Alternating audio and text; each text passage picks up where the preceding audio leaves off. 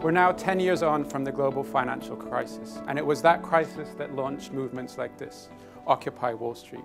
They were protests against the excesses of capitalism and the inequality that it had engendered. Now, I don't know what kind of emotions these protests evoked in you or where you were when these protests were happening. But when I think of the realities of inequality, I can't help but go back to my childhood growing up in the Philippines. Now, I had materially the most blessed and privileged upbringing. I lived in a protected, walled community with wealthy expats and mega-rich Filipinos. There were pools and parks and pristine lawns and tennis courts. But just the other side of a wall, the desperately poor lived, next to train tracks, in cardboard and iron and plastic houses. Growing up in Manila, the capital of the Philippines, I confronted a literal wall of inequality. And I was young at the time, but it still didn't sit easy with me. I still felt anxious. And now that I look back, I wonder why that was. Where did that anxiousness come from? And my whole life has actually defied walls. And in fact, if there was one image that would sum up my life, it would be the opposite of a wall. It would be of a bridge. My mom is Singaporean. She is Chinese, Malaysian, and Czech. She is from a family of enterprising and resilient immigrants. And my dad is from the best of the British middle class. He is a public school boy born and raised in Brighton with that BBC accent. But having met my mum, he's lived all around the world. He's lived all over Southeast Asia and North America and also around Europe. And then there's my sister and I. Obviously, we look a bit different now. And we went to an international school in Manila, and then I got to enjoy the privilege of a traditional boarding school in leafy Surrey, and then even a classic American high school experience in Washington, D.C. So if there's anything about my life, it's that it's a bridge. It's a bridge between cultures, communities, and countries. And in fact, this is the role that bridges have played in all of history, right? Bridges have connected territories and people. They've promoted commerce, and they've facilitated the exchange of ideas. So this morning, I'm standing here to say that if we're going to tackle the significant global challenges that we face, whether it's inequality, poverty, or climate change, then we're going to need less walls and more bridges. And quite frankly, movements like Occupy Wall Street aren't going to get us very far. So I want to launch a new movement called Occupy Your Bridge. Now, obviously now I'm thinking of things metaphorically. My hope is not that you'll go home this evening, find your local bridge, create a poster, and have a sign that says, "End corporate greed." Okay, but I do want you to go home this evening considering some fundamental questions about your life and your career. And if you haven't already identified your bridge, that you'll be encouraged and excited to begin that journey. So let me give you 3 reasons why I think you should join this movement to occupy your bridge. Number 1, bridges bring new perspectives. As part of my role in Catalyst, I work very closely with our academic partners in Oxford. And in fact, I sit with them on a day-to-day basis. And part of my role is to facilitate the interaction and the application of our research on the economics of mutuality back into the business. And so the dynamic of this bridge is that I can bring the best of what academia has to offer in terms of deep questioning, insightful analysis, and new ideas back to the business. But the dynamic goes further because I'm also there to connect academia with what business has to offer in terms of its ability to structure and organize teams and then action ideas at scale. But because I sit with them, I'm able to go back to the academics, ask more questions, and also inform them about how our practice might be informing their theory and vice versa. And so a bridge works in both directions. It brings the outside in, but don't forget that it's also good to bring the inside out. And it's this virtuous reciprocal dynamic that lets you know that you're occupying a bridge. So as you seek new perspectives, you need to be open to challenge from the outside. And you need to be able to use that challenge as a way of asking new questions. Otherwise, you're most likely to get marginal improvement, or even worse, the status quo, but in new language. And so when we hear Bruno talk about the big question that launched the economics of mutuality movement, what is the right level of profit for the corporation? That question was so disruptive because it challenged the very assumptions that the business had functioned on for decades. And from the business status quo perspective, that question wasn't even really worth asking. But disruption is only the first part. Disruption leads to new questions. And so, as the saying goes, new wine needs new wineskins. And this became true to me in a very personal way. This is my wife, Rachel, and we've been married for 5 years. But our road to marriage was, to say the least, a very rocky one. It involved a 6-month breakup. And now I won't go into the details because even though it's the time for it, it's not Jeremy Kyle or Oprah.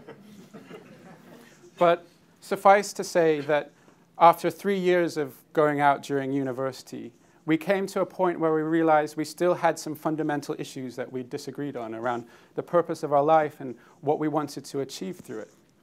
And every time we got together to talk about it, we would just row about what we wanted from life and what our next job was going to be and what our family was going to look like. And so we said, if we really can't reconcile this, we should just end the relationship. And so we did.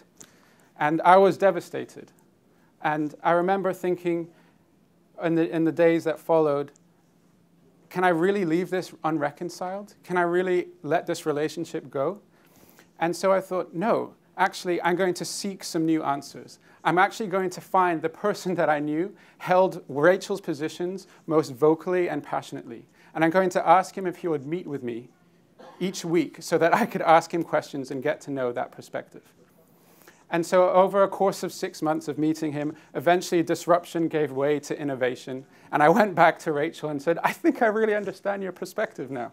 And the rest, as they say, is history. So if you want to occupy this bridge, if you want to engage with this dynamic, you need to seek new perspectives. You can't remain passive when you sit on this bridge. You have to go out and you have to seek new experiences. And so my question to you this morning is, where do you get your new perspectives from? What resources do you have that will disrupt your usual pattern of thinking? And who can you meet on a weekly or monthly basis that will challenge your assumptions? Reason number 2, bridges bring new encounters. Occupying a bridge isn't just about ideas. Fundamentally, it's about people. It's about encountering people who are totally different from you and see the world in a different way. And when you encounter these people, it would be criminal to occupy a bridge and remain unchanged. And so, at the heart of the economics of mutuality is a process that we call ecosystem mapping. And this is fundamentally a tool that is about listening and learning. And in order to listen well, you truly need to believe that you have something to learn. And currently, we're working with Mars Cocoa Enterprise, who recently launched their Cocoa for a Generation strategy that seeks to put the smallholder at the center of what they do. To do this, we're going to need to occupy a bridge. We're going to need to listen intently to the perspective of smallholders, to understand their perspective, their challenges, and their aspirations. We're going to need to learn from our listening and be shaped by it. It'd be much easier to give our version of their thoughts, but that's a world of walls, where you peer over, looking to make sense of something from a distance. Instead, we are going to work with anthropologists and ethnographers, some of the few people in our society that are truly trained to listen, to observe, and to understand. Now, when we first started our work with cocoa, I met an academic ethnographer who had spent 2 years in the field in Ghana living in cocoa farming communities. And she explained to me that until you encounter and experience the life of these cocoa farming communities, it's very easy to make well-intentioned mistakes. She gave the example that there's no denying that these communities are poor, that they lack finance. And so it's very easy to come and say, a solution would be to connect them with a microfinance institution. But this is to impose the version of our world on them. Poverty is far more complex than that. It's not just a lack of money. And so she explained that as you spend time in these communities, as you understand the unique realities that they face, you begin to see that access to finance isn't really the solution, and it's something a lot more subtle, something more akin to financial vulnerability.